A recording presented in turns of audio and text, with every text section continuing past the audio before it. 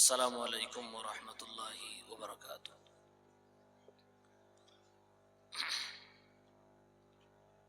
ان الحمد للہ نحمده ونستعینه ونستغفره ونعوذ باللہ من شرور انفسنا ومن سیئات اعمالنا، من يهده الله فلا مضل له ومن يضلل فلا هادي له، وأشهد أن لا إله إلا الله وحده لا شريك له، وأشهد أن محمدًا عبده ورسوله۔ يا أيها الذين آمنوا اتقوا الله حق تقاته ولا تموتن إلا وأنتم مسلمون۔ يا أيها الناس اتقوا ربكم الذي خلقكم من نفس واحدة وخلق منها زوجها وبث منهما رجالا كثيرا ونساء، واتقوا الله الذي تساءلون به والأرحام إن الله كان عليكم رقيبا۔ يا أيها الذين آمنوا اتقوا الله وقولوا قولا سديدا يصلح لكم أعمالكم ويغفر لكم ذنوبكم، ومن يطع الله ورسوله فقد فاز فوزا عظيما۔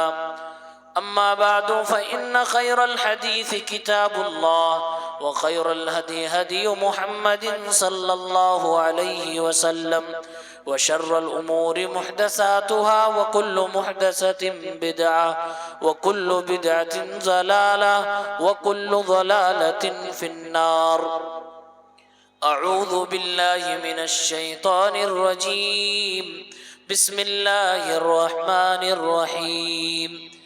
يريدون ليطفئوا نور الله بأفواههم والله متم نوره ولو كره الكافرون۔ حضرات علماء کرام، اسٹیج پر تشریف فرما دیگر اسلامی بھائیوں، نوجوان ساتھیوں، عزیز بچوں، پردہ نشین ماں اور بہنوں،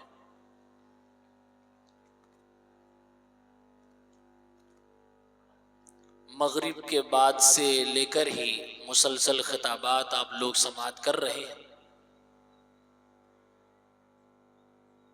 اور اگر علمی نقطہ نظر سے میں یہ کہوں تو غلط نہ ہوگا کہ اپنے اوپر حجت کو آپ تمام کر رہے ہیں، جتنا سن رہے ہیں اتنی ہی ذمہ داری بڑھتی جا رہی ہے عمل کی۔ اس کا ہمیں خیال ہونا چاہیے۔ مدنی صاحب نے اپنے خطاب میں کہا کہ جو بھی عالم دین، مقرر حضرات آپ کو کچھ سکھائیں نہ، کچھ سمجھائیں نہ، بتائیں نہ، آپ کا درد ان میں نہ ہو تو وہ دھندے باز ہے۔ یہ تو ایک طرف بات ہو گئی، کہیں نہ کہیں یہ ذمہ داری آپ سامعین کی بھی ہے، منتظمین کی بھی ہے کہ اتنا سب کچھ کھرا کھوٹا سنانے کے بعد بھی اسی ڈگر پہ چل رہے ہیں۔ وہی حالت ہے، سڑکوں پہ، بازاروں میں، مارکیٹ میں اسی طرح سے گھومنا، دائیں بائیں اسی طرح سے لیفٹ رائٹ کرتے رہنا، انداز وہی ہے۔ اب ایسے میں ایک مقرر کیا کر سکتا ہے، ایک خطیب کیا کر سکتا ہے؟ آپ کو ڈنڈے سے تو سمجھا نہیں سکتا، کیونکہ وہ یہ بھی جانتا ہے لست علیہم بمسیطر، کہ اے نبی آپ کو دروغہ بنا کر نہیں بھیجا گیا۔ وہ یہ بھی جانتا ہے وما علینا الا البلاغ، ہمارا کام صرف پہنچانا ہے۔ لیکن اس کا خاص خیال سامعین کو خود کرنا چاہیے کہ سنیں، اچھا سنیں اور اس پر عمل کریں۔ کوئی اگر علاقے کا بڑا عالم دین کوئی اپیل کر رہا ہے تو اس پہ کان دھرنا چاہیے اور اس نصیحت کو عمل میں لانا چاہیے. اسی میں ہماری عافیت ہے اور اسی سے ہمارے اصلاحی جلسوں کی اصلاح بھی ہوگی انشاءاللہ.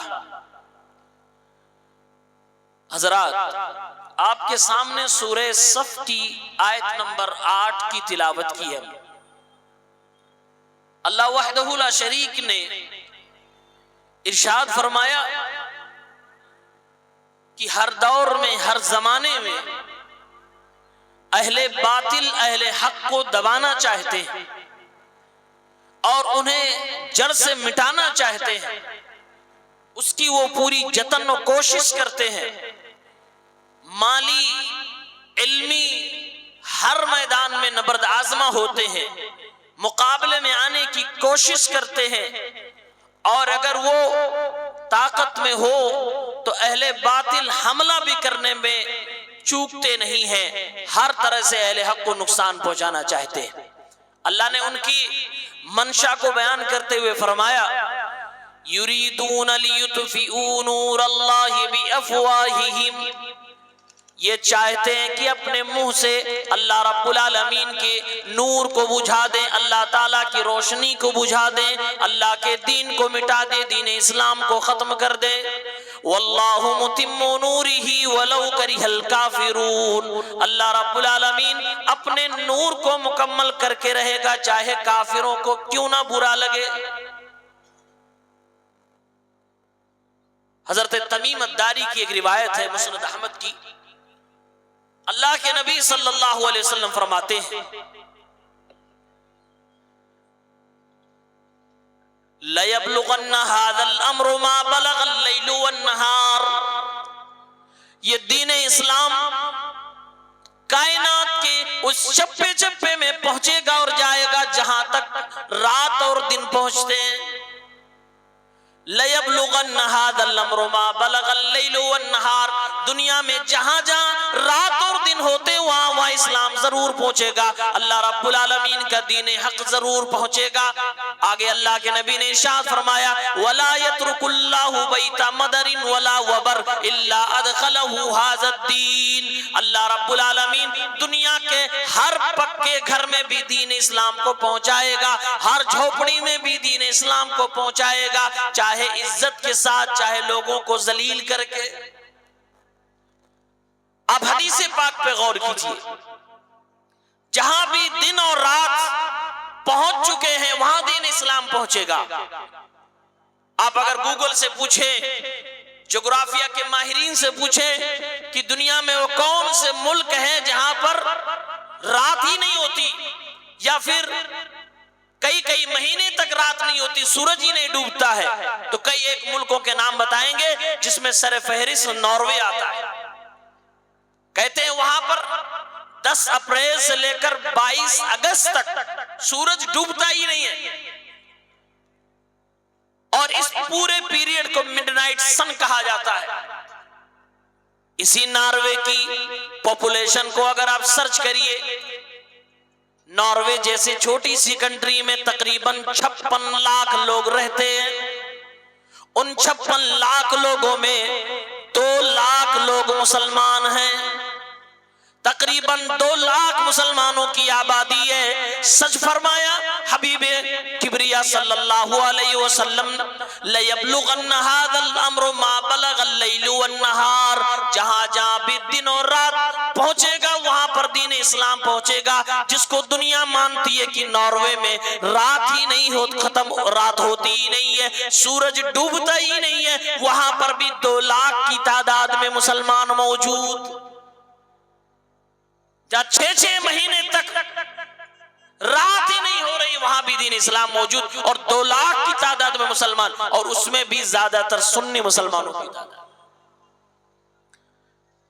یہ دنیا اسلام جتنی بھی کوشش کر لیں، یہ کفر کے لوگ اہل باطل جتنی بھی کوشش کر لیں، اسلام کو کبھی یہ دبا نہ سکیں اور نہ دبا سکیں گے. اللہ فرما رہا ہے واللہ متم نورہ ولو کرہ الکافرون، اللہ تعالیٰ اپنے نور کو مکمل فرمائے گا گرچہ کافروں کی یہ بات ناپسند ہو. اسلام نہ شروع میں دبا تھا اور نہ آخر میں دبا ہے نہ قیامت تک دبے گا۔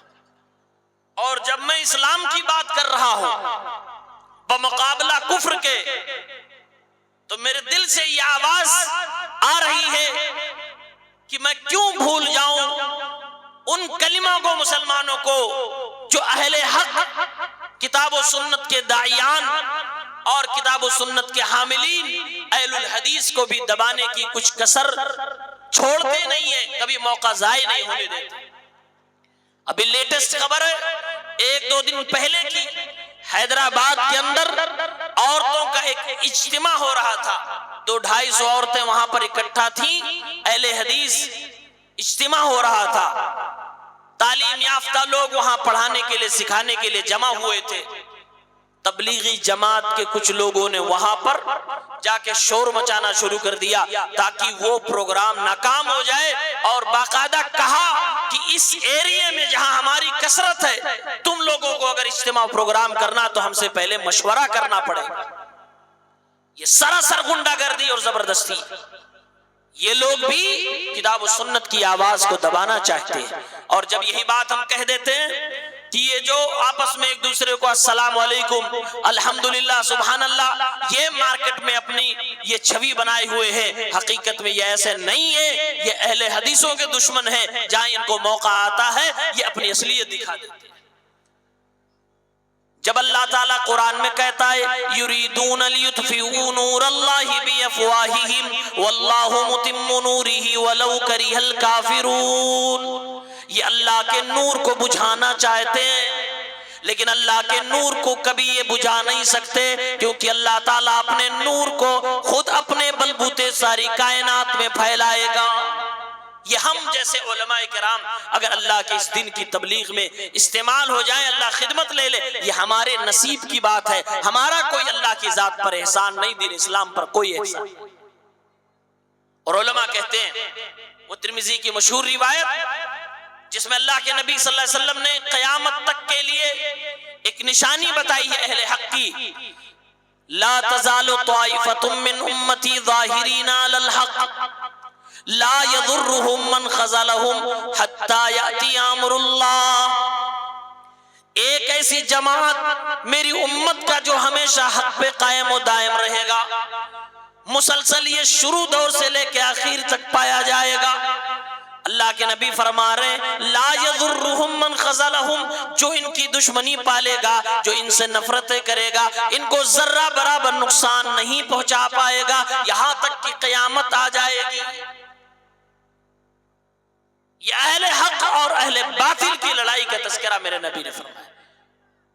پڑوسی ملک کے ایک بہت ہی مائع ناز عالم دین فضیلت الشیخ عبداللہ ناصر الرحمانی حافظہ اللہ فرماتے ہیں اس حدیث کا مطلب یہ ہے کہ یہ اہل باطل کبھی دلائل کے میدان میں اہل حق کو پچھاڑ نہیں سکتے، ورنہ جسمانی طور پہ کئی بار ان لوگوں نے غلبہ حاصل کیا ہے، مار کاٹ کی ہے، لڑائیاں کی ہیں، پورے کے پورے طبقے کے لوگوں کو جلا ڈالا ہے، آگ لگا ڈالی ہے، لیکن دلائل کے میدان میں کبھی بھی یہ اہل حق کا مقابلہ نہیں کر سکتے۔ قیامت آ جائے گی، آج یہی ان تمام لوگوں کی حالت ہے جو آج حق پرستوں کے خلاف ہیں، ان کے اجتماع گاہوں پر جا کر اٹیک کرتے ہیں، حملے کرتے ہیں، نہ جانے کتنی ایسی مسجدیں ان لوگوں نے گرا ڈالی ہیں۔ یریدون لیطفئوا نور اللہ بافواہہم، اہل باطل کفر کے لوگ تو چاہتے ہیں کہ مسلمانوں کی مسجدیں منہدم ہو جائیں، مدرسے بند ہو جائیں، مسلمان جس زبان کا استعمال کر کے اپنے دین و اسلام کا پرچار کرتا ہے وہ زبان ختم کر دی جائے، صوبے سے، شہر سے، اسٹیٹ سے، ملک سے عربی پہ پابندی لگ جائے، اردو زبان پہ پابندی لگ جائے، اور نہ جانے کیا کیا الفاظ استعمال کیے جاتے ہیں کہ لوگ اردو پڑھ پڑھ کے کٹملے بن رہے ہیں، اور اس کا ہم کٹملہ نہیں بننے دیں گے۔ یہ سب اہل باطل کے منصوبے، یہ مسلمانوں کو ہر ناحیے سے کمزور دکھانے کی، ہمارے دین و ایمان کو خطرے میں لانے کی کوشش کی جا رہی ہے۔ لیکن اللہ کا کیا فرمان ہے؟ وَاللَّهُ مُتِمُّ نُورِهِ وَلَوْ كَرِهَ الْكَافِرُونَ، اللہ تعالیٰ اپنے نور کو ضرور مکمل فرمائے گا، چاہے کسی سی ایم کو برا لگے، چاہے کسی پی ایم کو برا لگے، چاہے کسی سیکریٹری کو برا لگے، چاہے کسی مکھیا جی کو برا لگے، چاہے کسی عالم کو برا لگے، چاہے کسی جاہل کو برا لگے، چاہے کسی مقرر کو برا لگے، چاہے کسی جماعت کو برا لگے، کسی بھی تنظیم کو برا لگے، اللہ مکمل کرے گا اپنا۔ اور اللہ نے آگے فرمایا یہ دین اسلام مکمل ہو کے رہے گا، اس کے پاس دو انمول چیزیں ہیں۔ نمبر ایک علم، اور وہ علم آسمانوں والا علم۔ نمبر دو اس علم پہ عمل بھی ہے۔ جب تک امت مسلمہ یہ دونوں چیزیں تھام کے رکھے گی، یعنی علم نافع اور عمل صالح، دنیا میں کوئی قوم جنم ہی نہیں لی ہے اور نہ قیامت تک لے گی کہ مسلمانوں کا سامنا کر سکے۔ وہ دونوں چیزیں کیا ہے؟ علم نافع، عمل صالح۔ اس کو یوں اللہ نے قرآن میں بیان کیا، هو الذي ارسل رسوله بالهدى ودين الحق ليظهره على الدين كله ولو كره المشركون۔ وہی اللہ کی ذات ہے جس نے اپنے نبی صلی اللہ علیہ وسلم کو ہدا کے ساتھ بھیجا۔ مفسرین نے بیان کیا، ابن عباس رضی اللہ تعالی عنہما نے بیان کیا، ہدا کے معنی یہاں پر علم نافع ودین الحق، اور دین حق کے معنی ہیں عمل صالح۔ یہ دو چیزیں مسلمانوں تمہارے پاس ہیں، اس کو بچا کے رکھو اور یہ اپنی پہچان بنا لو۔ دنیا میں کوئی تمہارا مقابلہ نہیں کر سکتا، چاہے وہ باہری دشمن ہو یا اپنا کوئی دشمن ہو، اگر یہ دو چیزیں آپ کے پاس ہے کوئی مقابلہ نہیں کر سکتا، علم نافع اور عمل صالح۔ آج ہماری حالت کیا ہے کہ ہمارے پاس علم نہیں رہا، اور اگر ہے بھی تو ہمارے پاس عمل نہیں رہا ہے۔ عمل کے میدان میں ہم کورے ہو گئے۔ اور یاد رکھے میرے بھائیوں، اگر علم ہو عمل نہ ہو تو یہ اللہ کے غضب کا سبب بن جاتا ہے۔ ہم قرآن کریم کی پہلی سورت پڑھتے ہیں، غیر المغضوب علیہم ولا الضالین۔ اے اللہ تعالیٰ صراط مستقیم دکھا، اے اللہ سیدھا راستہ دکھا، وہ سیدھا راستہ جو یہودیوں والا نہ ہو، جو عیسائیوں والا نہ ہو۔ اے اللہ ان لوگوں کا راستہ نہیں چاہیے جن پر تیرا غضب نازل ہوا۔ یہ مغضوب علیہ قوم کون سی قوم تھی؟ یہودیوں کی قوم تھی۔ ان کی غلطی یہ تھی، مفسرین نے بیان کیا، علم ان کے پاس ہوتا تھا، عمل نہیں کرتے تھے۔ آج ہماری بھی کچھ ایسے ہی حالت بنتی جا رہی ہے۔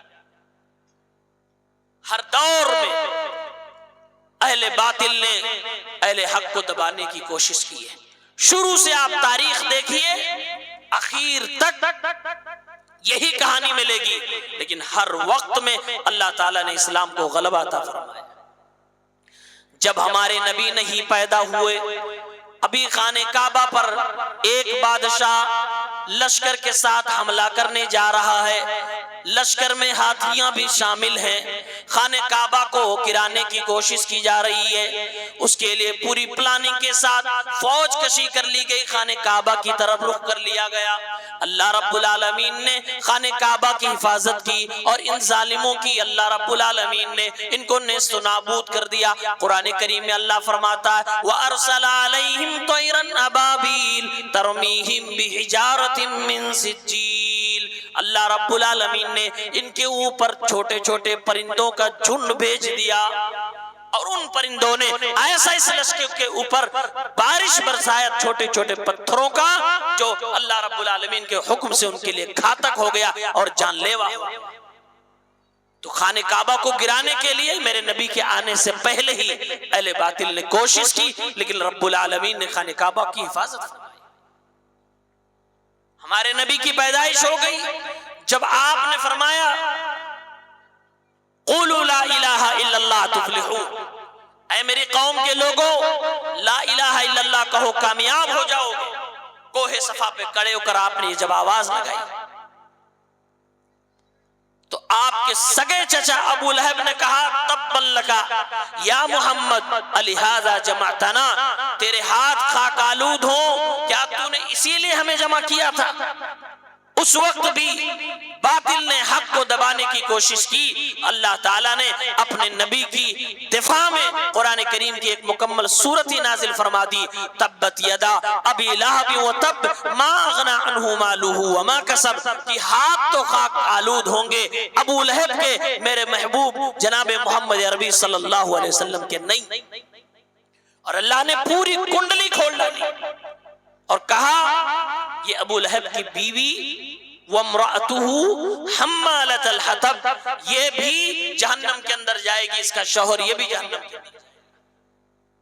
تو یہاں بھی باطل نے حق کو دبانے کی کوشش کی، لیکن اللہ تعالیٰ نے حق کو بڑھاوا دیا اور حق کی حفاظت کی۔ اور آگے بڑھیے، جب کچھ مسلمان کی تعداد بڑھ گئی تو مشرکین مکہ نے مسلمانوں کو شیب ابی طالب میں قید کر دیا، مسلمانوں کا سوشل بائیکاٹ کر دیا گیا۔ اب نہ انہیں کھانا دیا جائے گا اور نہ ان سے بات چیت کی جائے گی، نہ ان سے شادی بیاہ کیا جائے گا، نہ کوئی چیز ان سے خریدی جائے گی، نہ ان سے کچھ لیا دیا جائے گا۔ یہ معاہدہ تیار کر دیا۔ اس موقع پر بھی باطل نے مسلمانوں کو جڑ سے مٹانے کی کوشش کی۔ اللہ نے کیسے مدد فرمائی؟ ایک چھوٹے سے کیڑے کے ذریعے سے اللہ تعالیٰ نے سارے معاہدے کو، اس میں جو کچھ لکھا تھا سب کو مٹا دیا، صرف اللہ کا ذکر اس کے اندر باقی رہ گیا۔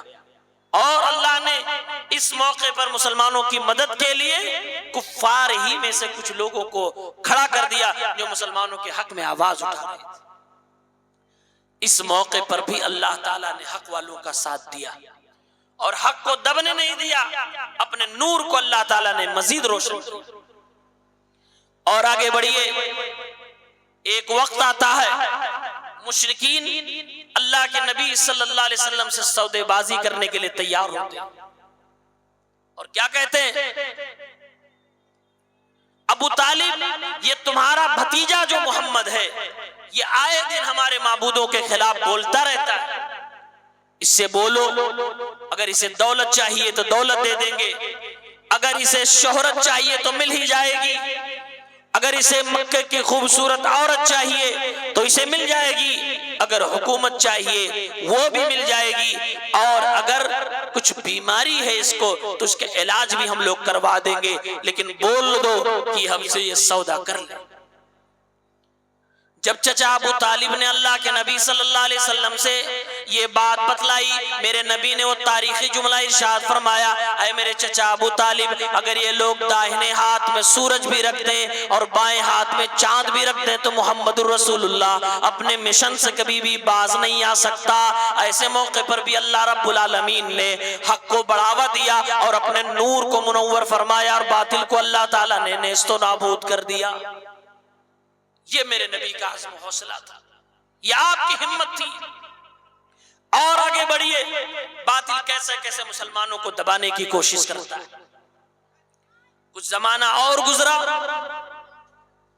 مشرکین کی میٹنگیں چل رہی ہیں، میٹنگ پہ میٹنگ ہو رہی ہے کہ اب محمد کو ضرور مکہ سے ہٹانا پڑے گا ورنہ اس کا دین تو بڑھتا جا رہا ہے۔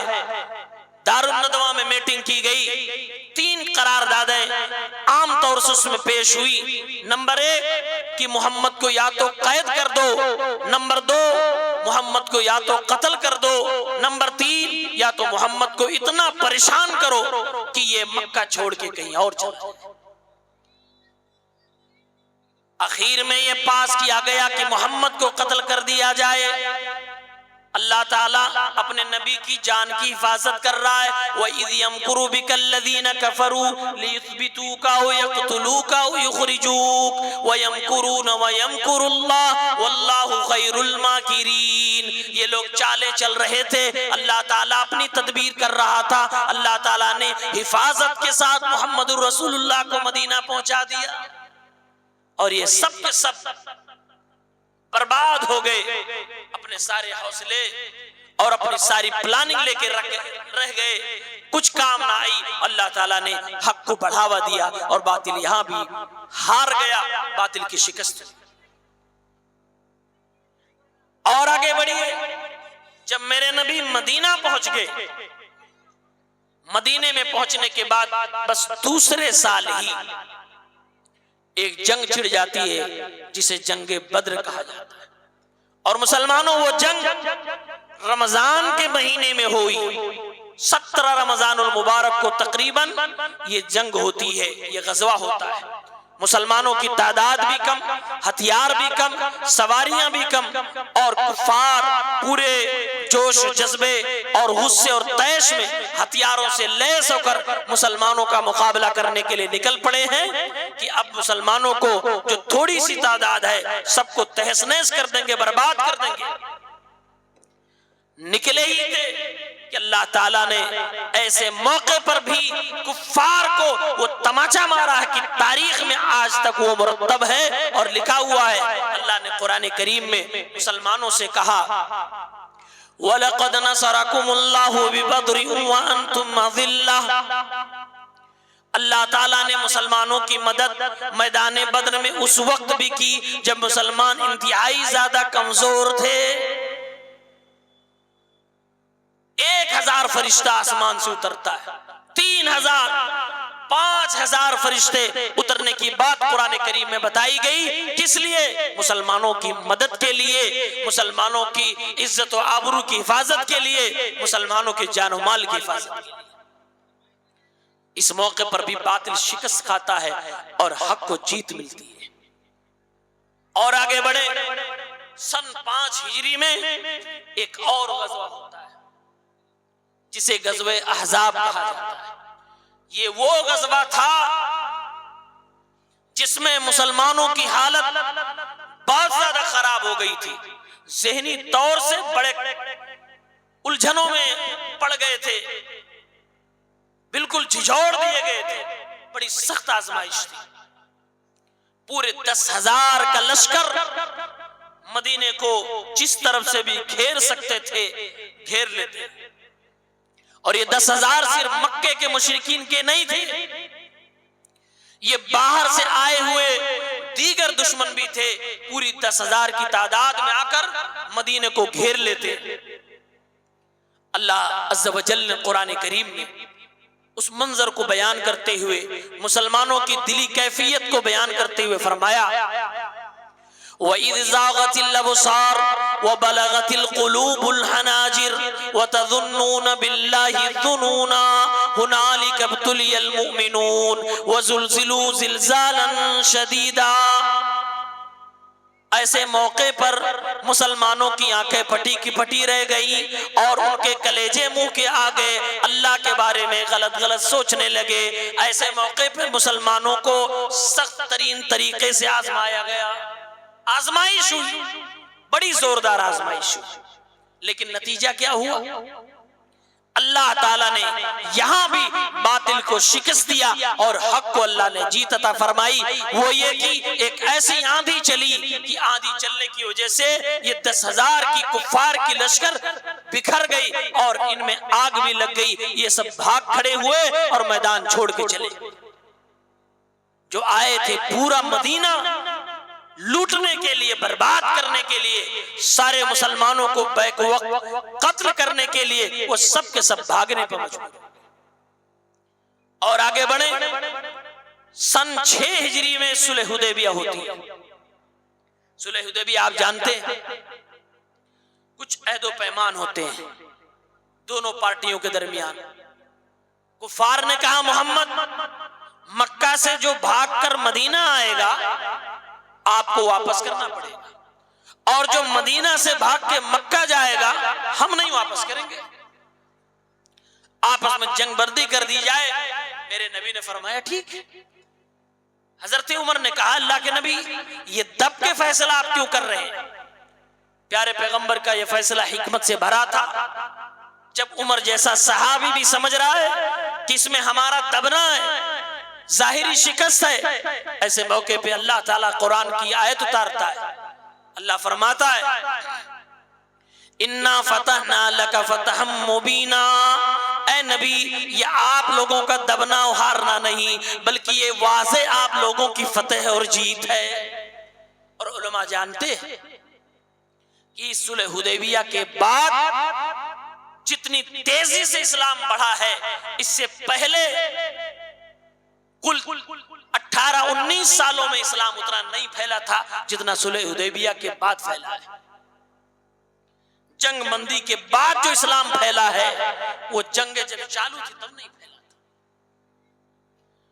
2 ہی سال کے بعد، جبکہ اس جنگ میں صلح حدیبیہ کے موقع پر جو صحابہ نے بیعت کی تھی تقریباً 1400 صحابہ کرام کا تذکرہ آتا ہے۔ اگر مان لیجئے کہ 1500-2000 صحابہ بھی رہے ہوں تب بھی کوئی بڑی تعداد نہیں ہے۔ میرے نبی کے نبی بننے کے 13 سال وہ 6 سال 19 سال ہو گئے، 2000 لوگ کوئی بہت بڑی تعداد نہیں، لیکن 2 سال میں ہی اسلام اتنی تیزی سے پھیلا ہے، اتنی تیزی سے پھیلا ہے کہ سن 8 ہجری میں جب مکہ فتح ہوا تو اللہ تعالیٰ قرآن میں فرماتا ہے وَرَأَيْتَ النَّاسَ يَدْخُلُونَ فِي دِينِ اللَّهِ أَفْوَاجًا، اے نبی آپ دیکھیں گے کہ لوگ اللہ کے دین میں فوج در فوج داخل ہو رہے ہوں گے۔ اور ہوا یہی کہ سن 8 ہجری میں جب مکہ فتح ہوا تو مسلمان تقریباً 10,000 کی تعداد میں تھے۔ تو اللہ ایسے حق کو بڑھاوا دیتا ہے۔ یہ 10,000 صرف 2 سال گزرنے، 1 سال گزرنے کے بعد جب اللہ کے نبی حج پہ جاتے ہیں 1 لاکھ سے زیادہ صحابہ کرام سامنے موجود تھے۔ پتا چلا کہ یہ جو دنیا میں بتلایا جاتا ہے کہ اسلام تلوار کے زور سے پھیلا، یہ سراسر جھوٹ ہے۔ ضرورت پڑی ہے تو اس کو اٹھایا بھی ہے، لیکن ایسا کہنا کہ اسلام صرف تلوار کے بل پہ زبردستی لوگوں کو کلمہ پڑھایا گیا، یہ سراسر اسلام پہ الزام ہے، یہ جھوٹ ہے جو بیان کیا۔ اللہ تعالیٰ نے اسلام کو غلبہ عطا فرمایا، میرے نبی دنیا سے چلے گئے۔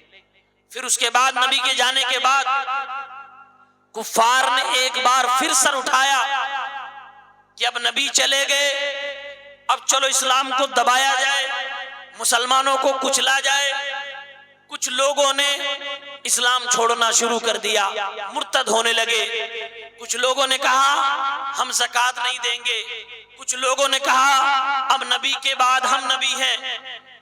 طرح طرح کے فتنے جنم لیتے ہیں۔ ابو بکر صدیق جیسا خلیفہ ہوتا ہے، اللہ تعالیٰ اب نبی کے جانے کے بعد ابو بکر صدیق سے اس دین کی خدمت لیتا ہے۔ انہوں نے جہاں ایک طرف مرتدین کا مقابلہ کیا تو دوسری طرف نبوت کا جھوٹا دعویٰ کرنے والے دجالوں کا مقابلہ کیا، تیسری طرف جن لوگوں نے زکوٰۃ دینے سے انکار کیا تھا ان کا مقابلہ کیا اور اسلام کی حفاظت کی۔ اللہ کے نبی کے جانے کے بعد بھی عہد صدیقی میں بھی واللہ متم نورہ ولو کرہ الکافرون کی تعبیر آپ کو صاف صاف نظر آئی۔ اور یہ تاریخ، یہ سلسلہ چلتا چلا جائے گا، آپ دیکھتے چلے جائیں گے۔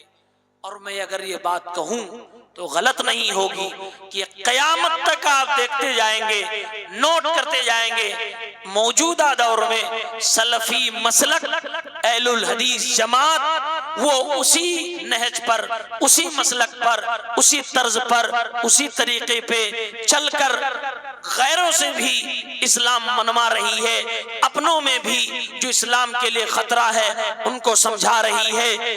اور قیامت تک یہ جماعت انشاءاللہ الرحمن کتاب و سنت کے اس بہترین منہج کے ساتھ، اسلوب کے ساتھ، صحابہ کی فہم اور صحابہ کے طرز تفہم کے مطابق اسلام کے دنیا کے اندر چپے چپے میں پھیلانے کا کام کرے گا۔ اور اللہ رب العالمین جیسے اس دور میں اس دین کو اپنے نبی اور اپنے نبی کے خلفاء کے ذریعے سے بڑھا رہا تھا، ویسے قیامت تک اہل الحدیث کے ذریعے سے اللہ رب العالمین اس دین کو بڑھاتا رہے گا۔ اسی لیے امام ترمذی رحمت اللہ علیہ اپنے کتاب کے اندر لکھتے ہیں کہ یہ طائفہ منصورہ جو قیامت تک باقی رہے گا، صحیح اسلام کی ترجمانی کرتا رہے گا، اِلَّمْ يَكُونُوا اہل الحدیث فلا ادری من ہم، اگر وہ اہل حدیث نہیں ہے، حدیث کو لکھنے پڑھنے والے نہیں ہیں، اس پر عمل کرنے والے نہیں ہیں، تو مجھے نہیں معلوم یہ کون سے طائفہ منصورہ کی بات ہو رہی ہے، یہ کون سے دین دھرم کی بات ہو رہی ہے۔ تو یہ اہل حدیثوں آپ کی فضیلت ہے، یہ آپ کا رتبہ ہے۔ شروع سے لے کر اخیر تک جو بھی باتیں آپ نے دیگر علماء اور میری زبانی سنی، بس اس پر عمل کرنے کی ضرورت ہے۔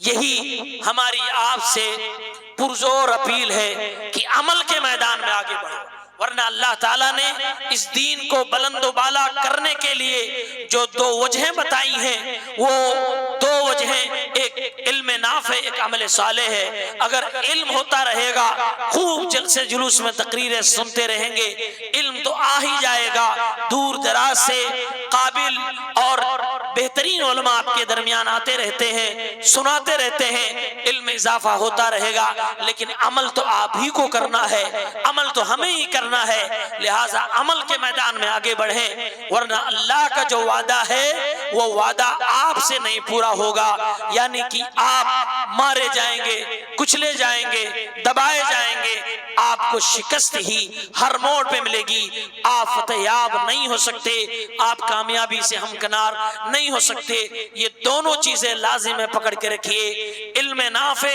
یعنی کتاب اللہ، سنت رسول اللہ اور صحابہ کرام کا فہم، اور پھر اس کے اوپر قدر المستطاع جتنی طاقت ہو عمل کیا جائے۔ یہی مسلمانوں کی روح ہے، یہی اسلام کو زندہ کرتا ہے، اور اسی سے اسلام زندہ ہے، اور اسی سے اسلام غالب ہے، اور اسی سے قیامت تک غالب رہے گا۔ جو اس کی ترجمانی کرے وہی صحیح اور سچا مسلمان ہے۔ یہی آج کا میرا میسج اور پیغام ہے۔ اللہ تعالیٰ سے دعا ہے رب العالمین ہم سب کو عمل کرنے کی توفیق عنایت فرمائے، رب العالمین ہمیں اور آپ کو زیادہ سے زیادہ علم نافع حاصل کرنے کی توفیق دے، اور اس کے مطابق ہمیں عمل کرنے کی توفیق عنایت فرمائے، آمین۔ وآخر دعوانا ان الحمدللہ رب العالمین، والسلام علیکم ورحمۃ اللہ وبرکاتہ۔